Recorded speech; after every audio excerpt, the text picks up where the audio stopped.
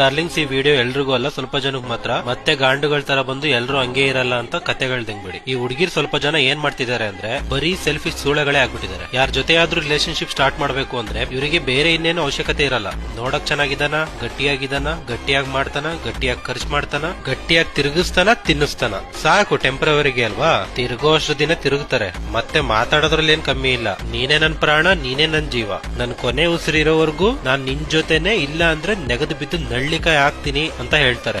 ಏನು ಕಿವೆಲ್ಲ, ಇಂಥವ್ರ ಕ್ಯಾರೆಕ್ಟ್ರೇ ಎಷ್ಟು.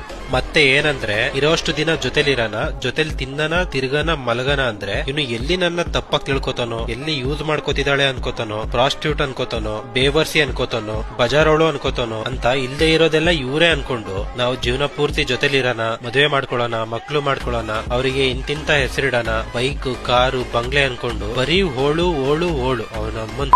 ಇವ್ರ ಸ್ವಾರ್ಥಕ್ಕೋಸ್ಕರ ಹುಡುಗರಿಗೆ ಇಲ್ದೇ ಇರೋ ಎಕ್ಸ್ಪೆಕ್ಟೇಷನ್ ಹುಟ್ಟಾಕಿ ಮತ್ತದೇನ್ ಅನ್ಸುತ್ತೋ ಗೊತ್ತಿಲ್ಲ. ಇವನ್ಗಿಂತ ಚೆನ್ನಾಗಿರೋನ್ ಸಿಗ್ಬೋದೇನೋ, ನೋಡಿದ್ದೆ ಏನ್ ನೋಡೋದು, ಇವನ್ಗಿಂತ ಬೆಟರ್ ಆಗಿರೋನ್ ಸಿಗ್ಬೋದೇನೋ, ಇಲ್ಲಾಂದ್ರೆ ಸೈಜಲ್ಲಿ ಏನಾದ್ರೂ ಸ್ವಲ್ಪ ದೊಡ್ಡದಾಗ್ ಸಿಗ್ಬೋದೇನೋ ಅನ್ಕೋತಾರೇನೋ ಗೊತ್ತಿಲ್ಲ. ಬಟ್ ಲಾಸ್ಟ್ ಏನೋ ಒಂದ್ ರೀಸನ್ ಹೇಳ್ಬೇಕಲ್ವಾ. ಸೊ ನಿನ್ನ ಹತ್ರ ಗೌರ್ಮೆಂಟ್ ಜಾಬ್ ಇಲ್ಲ ಅಲ್ವಾ, ನಮ್ಮನೇಲಿ ಒಪ್ಕೊಳ್ಳೋದು ಕಷ್ಟ, ಇದನ್ನ ಇಲ್ಲಿಗೆ ಸ್ಟಾಪ್ ಮಾಡ್ಬಿಡೋಣ ಅಂತ ಸಿಂಪಲ್ ಆಗಿ ಸಿಂಪಲ್ ಆಗಿ ಹೇಳ್ತಾರೆ. ಇಂಥವ್ರಿಗೆಲ್ಲ ಏನಾಗ್ಬೇಕು ಅಂದ್ರೆ ಹುಡುಗಂಗೆ ಮೀಟರ್ ಇದೆ, ಮ್ಯಾಟ್ರ್ ಇಲ್ಲ ಅಂತ ಮದುವೆ ಆದ್ಮೇಲೆ ಗೊತ್ತಾಗ್ಬೇಕು, ಅವಾಗ ಚೆನ್ನಾಗಿರುತ್ತೆ. ಇವಾಗಿನ ಕಾಲದಲ್ಲಿ ಚಾಕ್ಲೇಟ್ ಕೊಡೋದ್ರಿಂದ ಪ್ರೀತಿ ಜಾಸ್ತಿ ಆಗಲ್ಲ ಡಾರ್ಲಿಂಗ್, ಚಾಕ್ಲೇಟ್ ಫ್ಲೇವರ್ ಹಾಕೊಂಡ್ ಕೊಡೋದ್ರಿಂದ ಪ್ರೀತಿ ಜಾಸ್ತಿ ಆಗುತ್ತೆ. ನನ್ ಪ್ರಕಾರ ದುಡ್ಡೇ ಇಂಪಾರ್ಟೆಂಟ್ ಚಿನ್ನ.